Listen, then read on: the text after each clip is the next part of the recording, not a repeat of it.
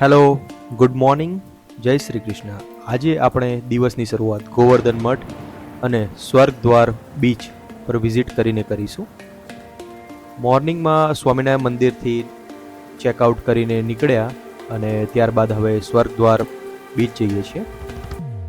Govardhan મઠથી સ્વર્ગદ્વાર beach જે છે એ 500-600 મીટરના ડિસ્ટન્સ પર આવેલો છે.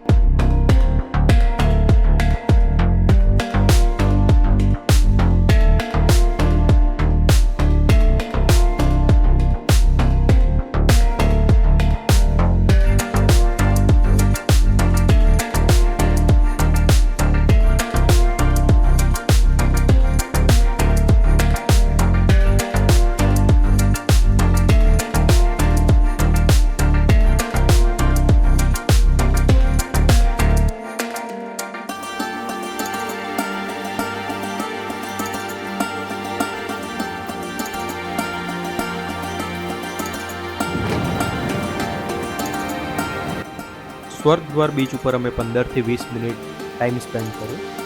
થોડી ખરીદી કરી અને ત્યારબાદ અમે ગોવર્ધન મઠ જવા માટે નીકળ્યા.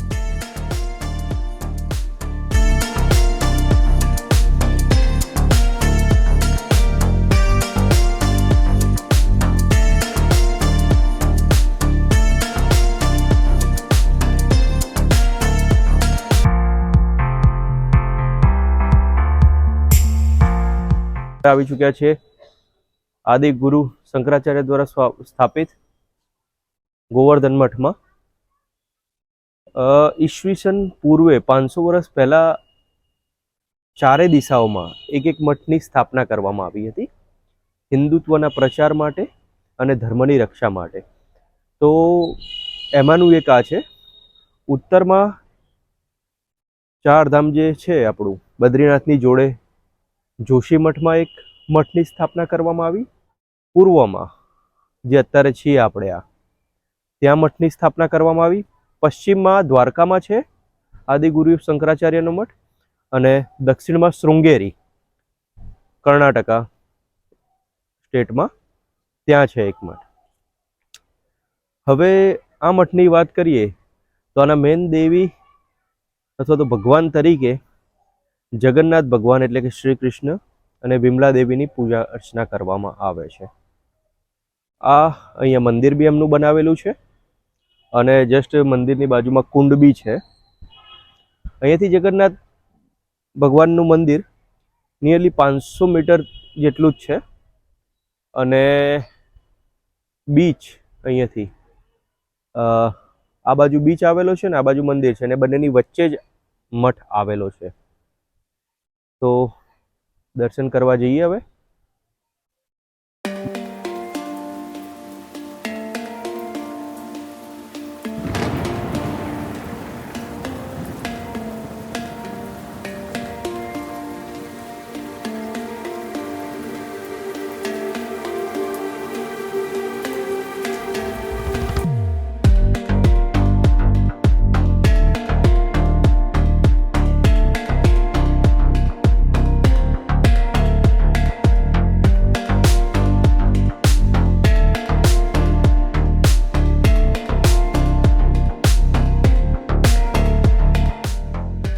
ગોવર્ધન મઠથી હવે અમે કટક બાજુ જવા નીકળ્યા છીએ.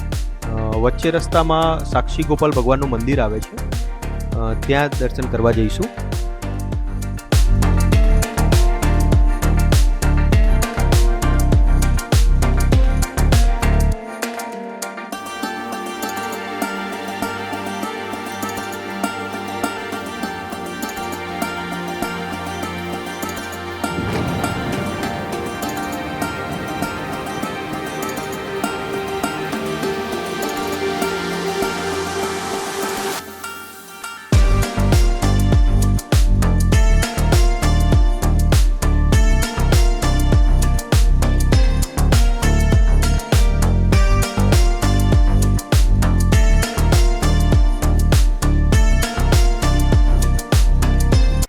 હવે આપણે સાક્ષી ગોપાલ ભગવાનના મંદિરે આવી ચૂક્યા છીએ.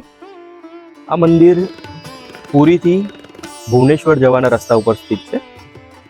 મેન રોડથી 2 કિલોમીટર અંદર છે. કલિંગ શૈલીમાં બનાવેલું આ મંદિર ભગવાન કૃષ્ણને સમર્પિત છે. દંતકથાઓ મુજબ આ ગામમાં એક ગરીબ યુવાન રહેતો હતો. એને જમીનદારની છોકરી જોડે પ્રેમ થઈ ગયો, તો બધાએ ના પાડી. એક સમય હતો કે જ્યારે બધા લોકો વૃંદાવન જતા હતા ધર્મયાત્રા માટે. એ દરમિયાન જે જમીનદાર હતો એ બીમાર પડ્યો અને યુવાને એટલી સેવા કરી કે સેવા કરીને એમને ઠીક કર્યા. ત્યારે એમણે વાયદો કર્યો હતો કે હું મારી છોકરીના લગ્ન તાર જોડે કરાવીશ. પણ ઠીક થઈ ગયા પછી, પાછા આવ્યા પછી એ વાયદાથી ફરી ગયા. યુવાનની ભક્તિથી પ્રસન્ન થઈને ભગવાન એને દર્શન આપ્યા અને ભગવાન એના સાક્ષી તરીકે કે ભાઈ આ વચન અપાયું હતું જમીનદાર દ્વારા, તેના સાક્ષી તરીકે ભગવાન હાજર રહ્યા. સો ભગવાને એના જોડે વચન લીધું કે હું તારો સાથ દઈશ, પણ હું કહું એ બાજુ તાર જવાનું. તો ચાલતા ચાલતા ભગવાનને કીધું કે તું આગળ ચાલજે, હું તારી પાછળ ચાલીશ. તો અમુક સમયે ચાલ્યા પછી રેતી વાળો પ્રદેશ આવ્યો અને ત્યાં ભગવાનના પગનો અવાજ બંધ થઈ ગયો અને યુવાન પાછો ફરી ગયો અને ભગવાન તે જ સમયે ત્યાં મૂર્તિ બની ગયા.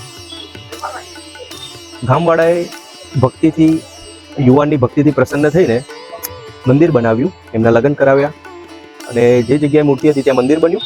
એટલે સાક્ષી તરીકે હાજર રહ્યા હતા એટલે, અને ગોપાલ ભગવાનનું નામ છે એટલે આ મંદિરનું નામ સાક્ષી ગોપાલ પડ્યું. જય સાક્ષી ગોપાલ.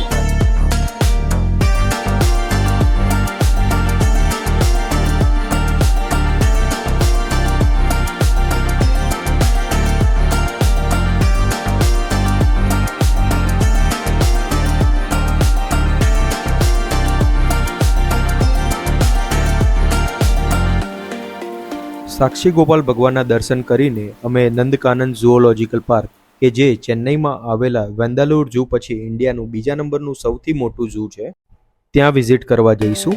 આ ઝૂ કટક સિટી પાસે આવેલું છે.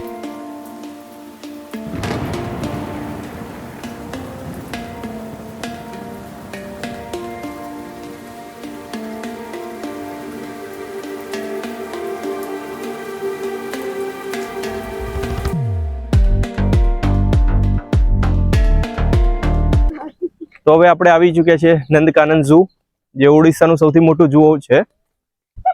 આ પ્રાણી સંગ્રહાલય ભુવનેશ્વરથી કટક જવાના રસ્તા ઉપર આવેલું છે અને 157 કરતાં બી વધારે સ્પીસીસ અહીંયા આવેલી છે. ઝૂની સ્થાપના જે થઈ હતી 1960માં થઈ હતી, પબ્લિકલી 1979માં ખુલ્લું મૂકવામાં આવ્યું હતું. આ ઇન્ડિયાનું ફર્સ્ટ ઝૂ છે જે world association of zoos and aquarium સાથે જોડાયેલું છે, જેને જોડવામાં આવ્યું 2009માં. ઝૂમાં જે બોટાનિકલ ગાર્ડન છે એને આ લોકોએ કન્વર્ટ કરી દીધું છે કે સફારીમાં. 2000માં ઝૂનું રિસ્ટોરેશન કરવામાં આવ્યું હતું બિકોઝ 1999માં સાયક્લોન આવવાના કારણે ડેમેજ થઈ ગયું હતું. 1999માં જે સુપર સાયક્લોન આવ્યું હતું ઓડિશામાં કોસ્ટલ એરિયામાં, એના કારણે ઝૂમાં બી ડેમેજ થયું હતું. સો 2000ની સાલમાં એને રિસ્ટોર કરીને નવા વર્ઝન સાથે એને થોડુંક કન્વર્ટ કરીને, અપગ્રેડ કરીને ફરીથી પબ્લિક માટે સ્ટાર્ટ કરવામાં આવ્યું હતું. ઝૂમાં દર વર્ષે 25 થી 30 લાખ લોકો વિઝિટ કરે છે.